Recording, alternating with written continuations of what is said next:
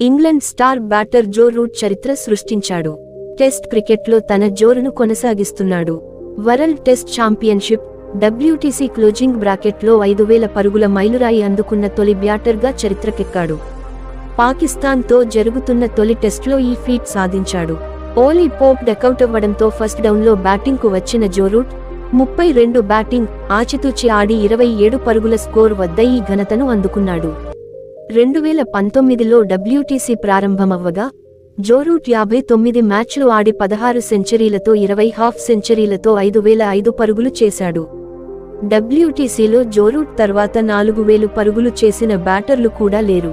ఈ జాబితాలో Joe Root 5005 టాప్లో ఉండగా Marnus Labuschagne 3904, Steve Smith 3486, Ben Stokes 3101, Babar Azam 2755 ఉన్నారు.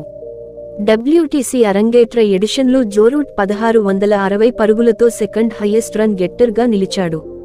లబుషేన్ 1675 పరుగులతో అగ్రస్థానాన్ని దక్కించుకున్నాడు.